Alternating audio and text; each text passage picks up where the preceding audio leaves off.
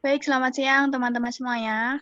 Yang saya hormati, dosen pembimbing kita, Ibu Apoteker Lilis Wahyu Aryani, Magister Sains.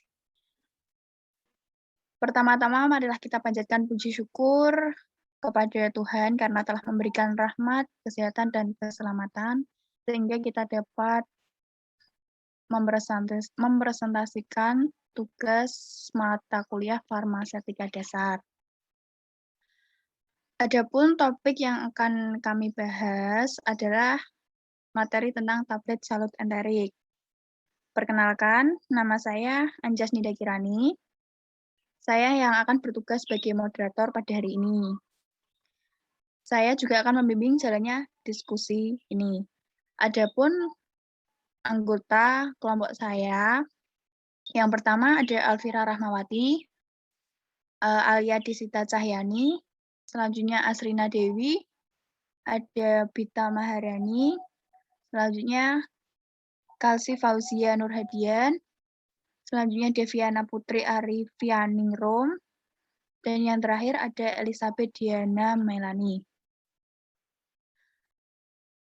Baik teman-teman, langsung saja kita mulai untuk presentasi kali ini. Di sini kita akan mempresentasikan materi tentang tablet Salut enterik. Apa sih tablet Salut enterik itu? Tablet Salut enterik merupakan obat analgesik dan antiinflamasi yang banyak digunakan secara oral oleh masyarakat. Formulasi Salut enterik yang selama ini menggunakan basis pelarut organik atau yang beresiko terhadap toksisitas dan mudah terbakar. Selanjutnya ada pun outlet yang akan kita bahas pada hari ini.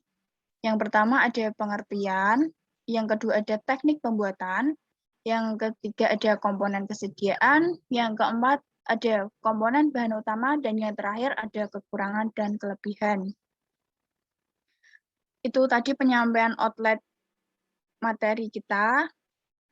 Untuk itu saya persilahkan bagi teman-teman untuk mempresentasikan materi kita hari ini.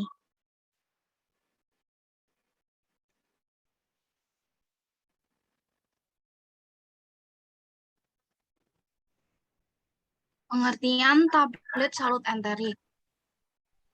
Yang pertama yaitu tablet yang disalut dengan polimer yang tidak larut dalam kondisi asam di lambung. Namun lapisan penyalut tersebut akan terlarut dalam kondisi cairan yang bersifat alkali pada usus halus. pH-nya lebih dari 4. Yang kedua, sediaan yang digunakan untuk sediaan obat dengan sistem pelepasan tertunda, yaitu menahan pelepasan obat di lambung dan lepas dengan cepat ketika memasuki usus.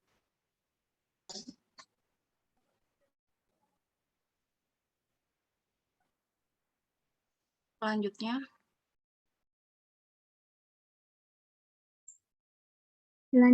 yaitu teknik pembuatan Salut enterik.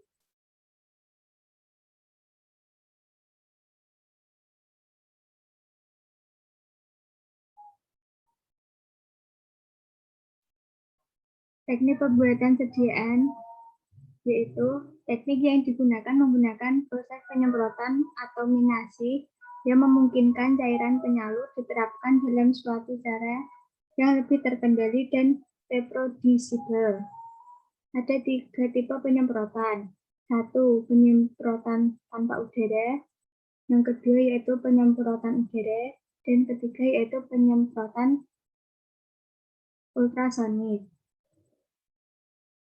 Evaluasi tablet Salut enterik meliputi pemeriksaan tegangan permukaan, viscositas, dan tingkat keasaman atau pH.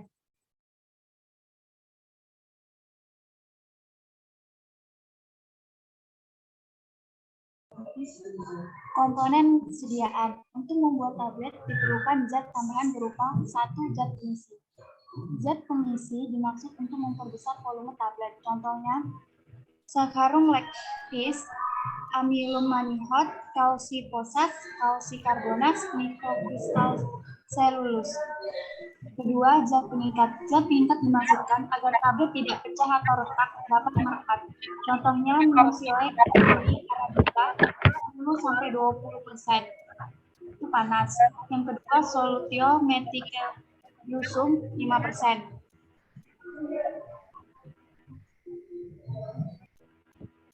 Dan yang ketiga ada zat penghancur.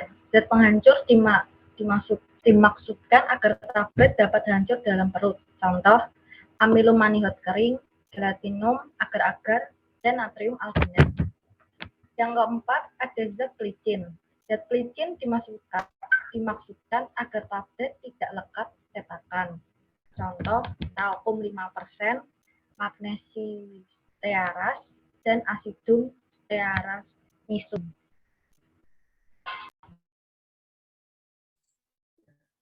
Kemudian ada bahan penyalut yang perlu diperhatikan. Yang pertama, tahan terhadap cairan lambung. Yang kedua, rentan terhadap cairan usus dan permeabel terhadap cairan usus. Yang ketiga, dapat bercampur dengan sebagian besar komponen larutan, penyalut, dan bahan dasar obat. Dan yang keempat, tidak toksik.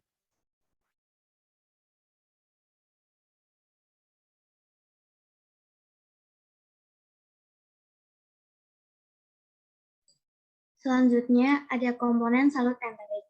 Ada dua tipe bahan utama salut enterik, yaitu yang pertama ada bahan-bahan yang mengandalkan erosi.